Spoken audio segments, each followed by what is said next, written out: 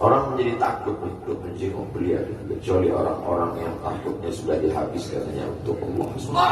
Allahu Akbar. Apa dosanya? Apa salahnya?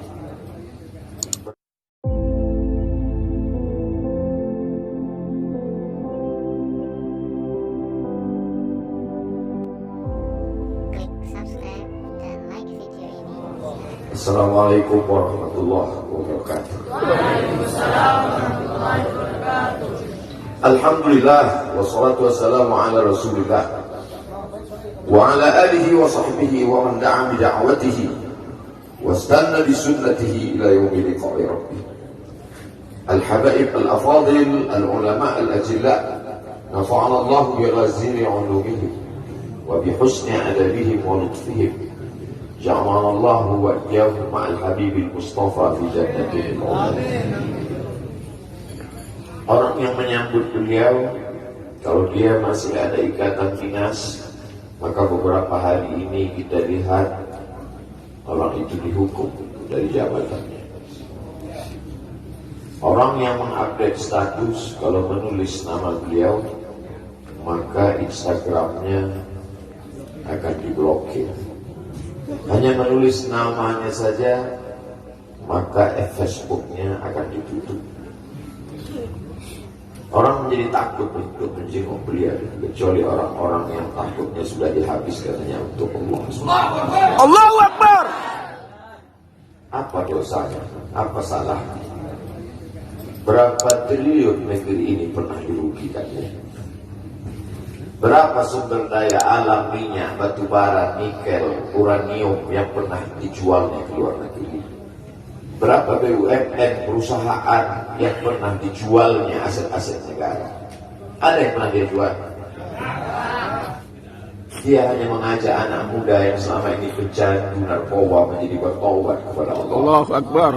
Dia hanya membangkitkan semangat anak muda yang selama ini berzina menjadi orang-orang yang takut kepada Allah. Allahu Akbar. Dia hanya mengajak mereka yang memakai baju hitam, pakaian hitam, berubah menjadi pakaian putih. Mereka berusaha untuk memutihkan catatan amal baik mereka di hadapan Allah. Dia hanya menyadarkan umatnya supaya sadar bahwa politik itu penting. Angkatlah pemimpin yang adil dan amanah. Allahu Akbar. Dia hanya sedang mengajak umatnya supaya jangan memilih pemimpin kafir. Salahkah perbuatannya? Tidak. Dia tinggal negara demokrasi. Dalam dunia demokrasi, siapapun berhak untuk mengajak menyuarakan kebenaran. Dia tidak melawan sultan, dia tidak melawan ulil amri, dia tidak melawan siapapun. Dia hanya melawan ketidakadilan. Hari ini saya berangkat setelah sholat subuh menuju airport, naik pesawat. Setelah naik pesawat, naik mobil. Setelah naik mobil, jalan macet, saya mesti turun naik sepeda motor. Setelah naik sepeda motor pun juga tidak bergerak, jalan kaki. Akhirnya sampai kemari. Dalam hati saya berkata, celaka betul orang yang mengatakan kemarin katanya tidak ada yang menyambutnya. Sudah 3 hari, saya pikir 3 hari tidak ada orang lagi. Saya akan datang bisa duduk berdua dengan beliau. Saya tidak datang mau ceramah, saya tidak datang mau tausiah, saya tidak mau datang mau tabligh akbar. Ternyata yang menyambutnya seramai ini, sebanyak ini. Orang berjalan kaki, anak-anak muda berjalan kaki, orang tua, ibu-ibu duduk di pinggir jalan. Apa yang membuat mereka datang kemari? Satu, cinta. Allah. Lagu baru ni aliha ahabu ilayya wa asfali balwaha, kata Qais. Debu yang menempel di sandal Laila lebih dapat menghilangkan rasa sakit dan duka. Hanya cinta kepada Laila, apalagi cinta kepada zuriat Nabi Muhammad SAW. Allahumma salli ala Sayyidina Muhammad. Andai engkau orang alim, andai engkau hafal kitab, andai engkau mengerti kitab kuning, banyak ilmumu, tapi ada kebencianmu kepada ahli bait Rasulullah SAW, hilang keberkahan.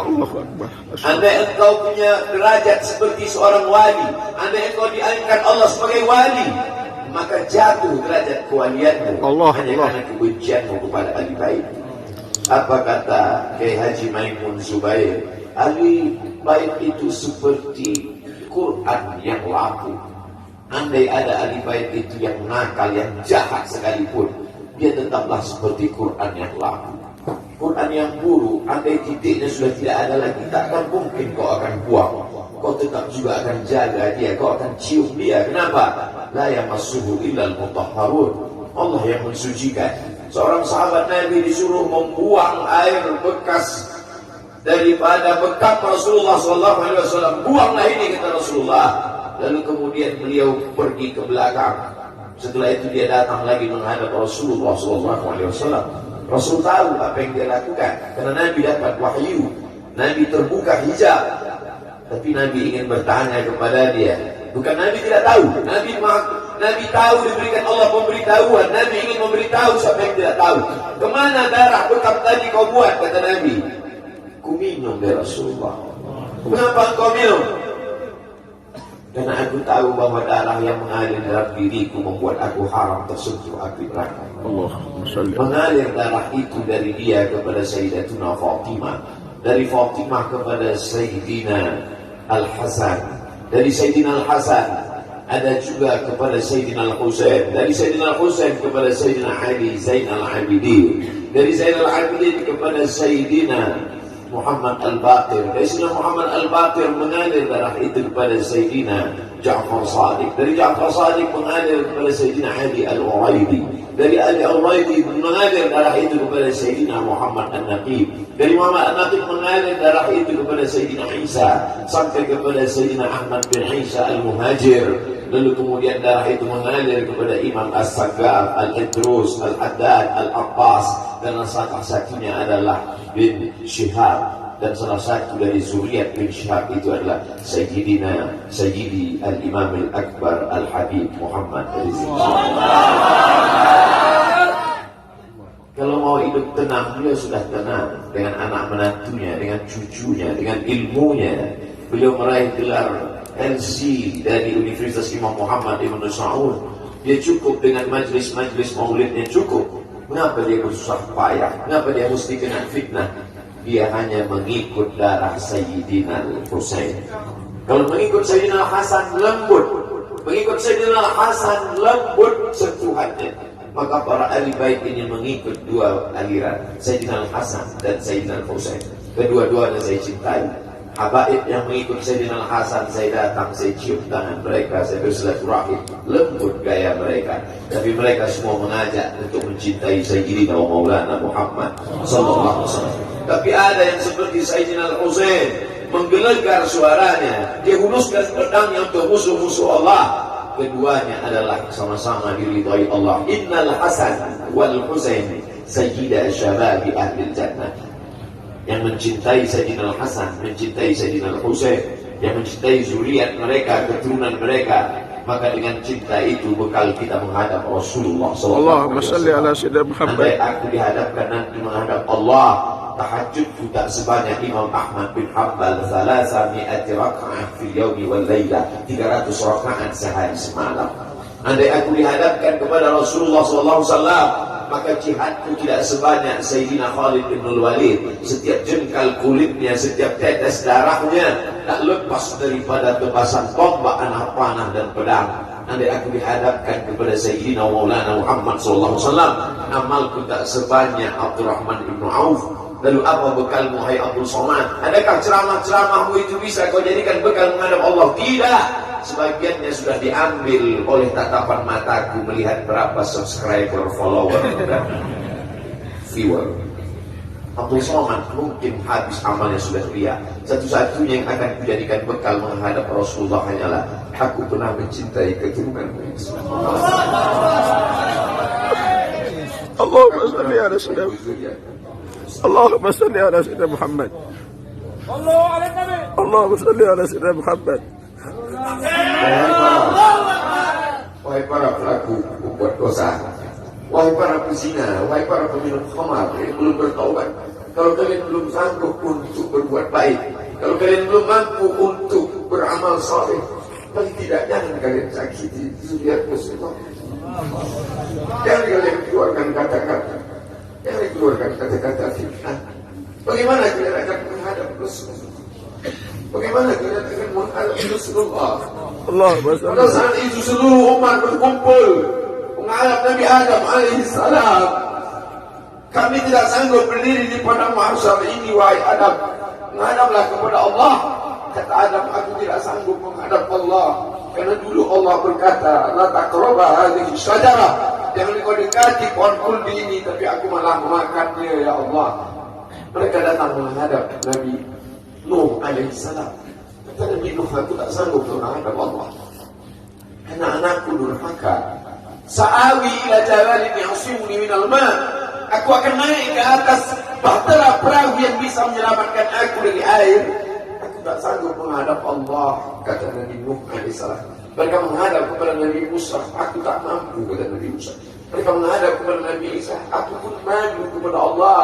Karena aku mereka jadikan sembahan di atas muka bumi Allah.